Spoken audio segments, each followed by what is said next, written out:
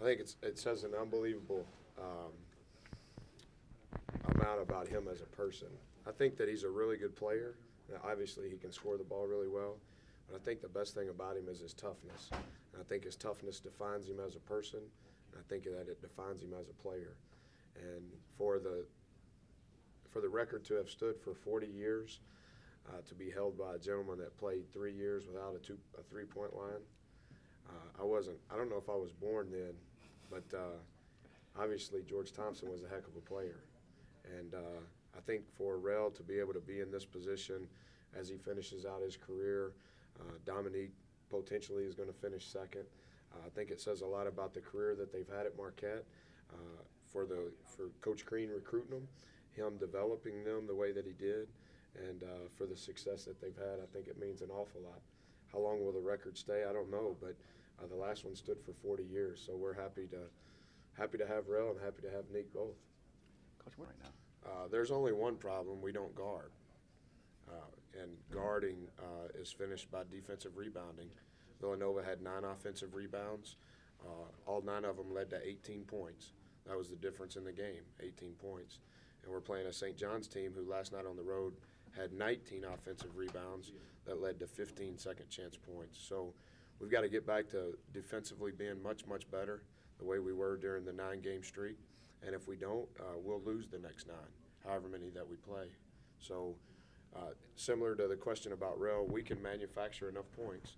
We scored 84 points and we shot 52% from the field in a gym that nobody has lost to in 2 years.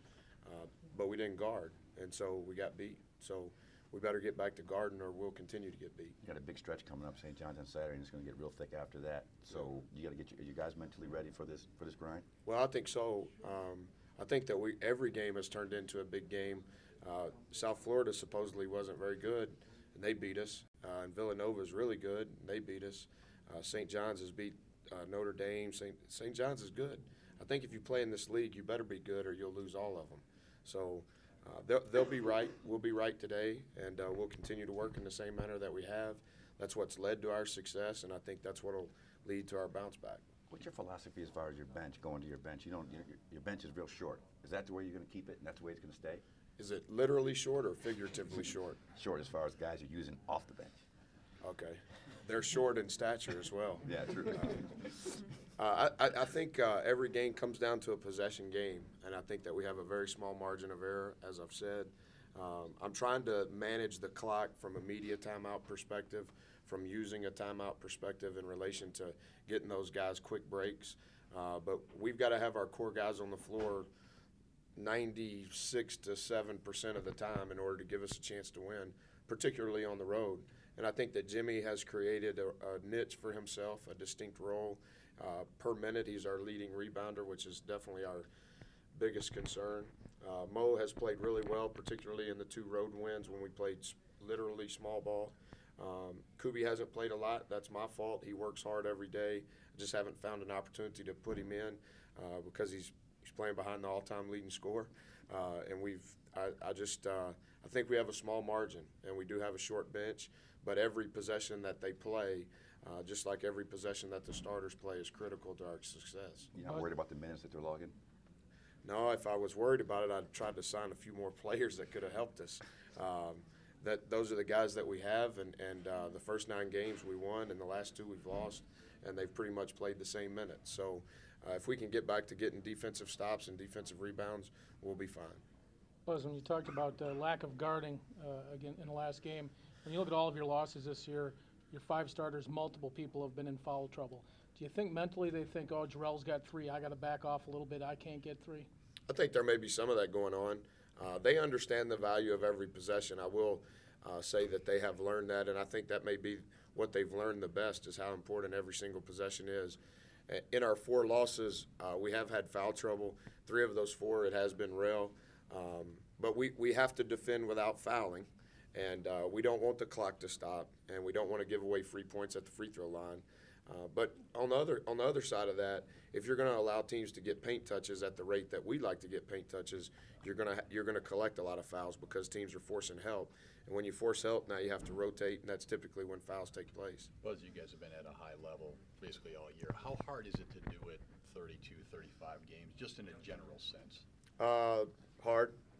I think that's what elite teams do. I think that's what elite companies do. I think that's what elite successful people do, is you have to hit the wall, hit the ceiling every single day.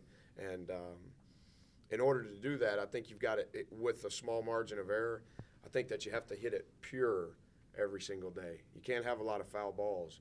You got to try to hit it in the meat of the bat. And you just got to keep throwing good pitches. And the last 2 games we haven't thrown good pitches, and we got beat. And so we just got to keep working. You can expect to win them all this year. You can expect to go, I mean, really. I don't know. Maybe because of my lack of wisdom, I'm not sure what the right answer to that is. But we prepare as if we want to win them all, and our heart and soul is into it as if we want to win them all.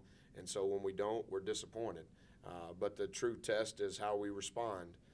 A lot of bad things happen in all of our lives, but how we respond to those things are probably what will determine the rest of our life. And I think that's a synopsis of what will happen in the rest of our season. Coach, you mentioned Jarrell and Dominique already. Wesley goes out, shoots 6 shots from the field, makes 5 of them. Are you looking to create more for him offensively the next coming games here? No, I think he's averaging 19 points a game. We're shooting 50% from the field in Big East play. We lead the league in scoring. Our problem is not scoring baskets. 84 points at 52% clip is plenty enough to score, plenty enough to win. So our issues have never been, can we manufacture enough points? We didn't make shots at South Florida, but on the flip side of that, we didn't get key stops when we had to either, and we were in foul trouble. And so, no, I'm not worried about our offense. And to be honest with you, I know that I've said this before, and I don't say this in the wrong way. That's why 70 to 75% of our practices have always been defensive based, and that'll ratchet up to about 88 or 98 the next few weeks. You guys are celebrating Al McGuire on Saturday night. Is there a fond memory, a particular memory that stands out for you about him? Well, I've read absolutely everything that I could, even before I was employed here. And then since I've been employed here, listened to as many stories as I could from Mike Broker, Bill Cords. I've listened to Coach Thompson tell stories. McElvain and Homer know a few.